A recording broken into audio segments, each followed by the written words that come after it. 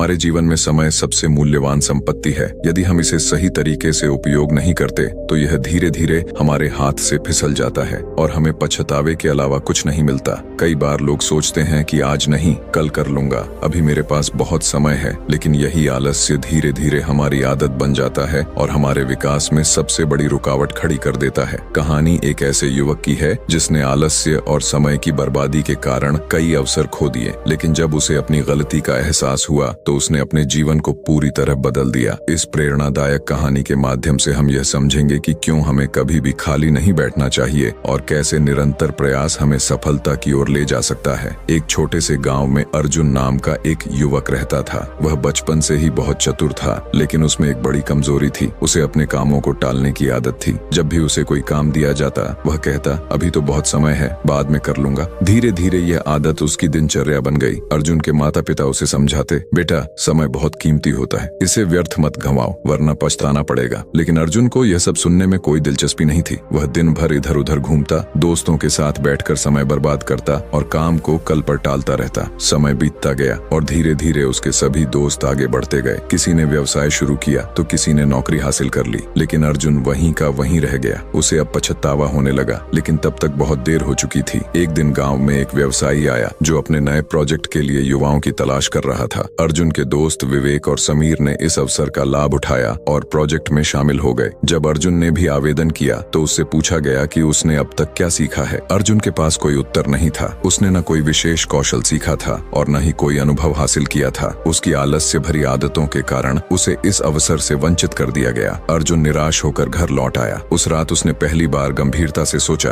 अगर मैंने पहले ही समय का सही उपयोग किया होता तो आज मैं भी अपने दोस्तों की तरह सफल होता। उसने निर्णय लिया कि वह अब और समय बर्बाद नहीं करेगा। अर्जुन ने अगले ही दिन से अपनी दिनचर्या बदलनी शुरू कर दी। वह सुबह जल्दी उठने लगा, पढ़ाई और नए कौशल सीखने पर ध्यान देने लगा। उसने गांव के बढ़ई से लकड़ी का काम सीखना शुरू किया, किसानों से खेती के गुण सीखे और अपने पिता के व्यवसाय में भी हाथ बंटाने लगा। धीरे धीरे उसकी मेहनत रंग लाने लगी। उसने लकड़ी के फर्नीचर बनाने का काम शुरू किया और गांव में अपनी एक छोटी दुकान खोल ली। उसकी गुणवत्ता और मेहनत के कारण उसकी दुकान चल पड़ी। कुछ ही वर्षों में अर्जुन का नाम पूरे गांव में प्रसिद्ध हो गया। उसने अपनी कमाई से एक नई कार्यशाला खोली और अन्य युवाओं को भी काम सिखाने लगा। अब वही अर्जुन जो कभी काम को टालता था, गांव के युवाओं के लिए प्रेरणा बन चुका था। एक दिन वही व्यवसायी दोबारा गांव आया। जब उसने अर्जुन की कार्यशाला देखी तो हैरान रह गया। उसने अर्जुन से कहा, तुमने खुद को पूरी तरह बदल दिया, क्या तुम मेरे प्रोजेक्ट का हिस्सा बनना चाहोगे? इस बार अर्जुन तैयार था। उसने अपनी मेहनत और कौशल के दम पर उस प्रोजेक्ट में स्थान पा लिया। सीख अर्जुन ने अपने अनुभव से सीखा कि समय सबसे कीमती धन है। जो व्यक्ति इसे व्यर्थ गवाता है वह पछतावे के सिवा कुछ नहीं पाता, लेकिन जो समय का सही उपयोग करता है वह सफलता की ऊंचाइयों को छू सकता है। अब अर्जुन गांव के युवाओं को प्रेरित करता और उनसे कहता, कभी भी खाली मत बैठो, क्योंकि आलस्य ही सबसे बड़ा दुश्मन है। जो आज मेहनत करेगा वही कल सफलता पाएगा। समय का सदुपयोग करो, क्योंकि एक बार बीता हुआ समय कभी वापस नहीं आता। दोस्तों, अगर आपको यह कहानी पसंद आई हो तो इसे लाइक और कमेंट जरूर करें और इसे ज्यादा से ज्यादा लोगों के साथ शेयर करें ताकि इस संदेश को हर किसी तक पहुंचाया जा सके।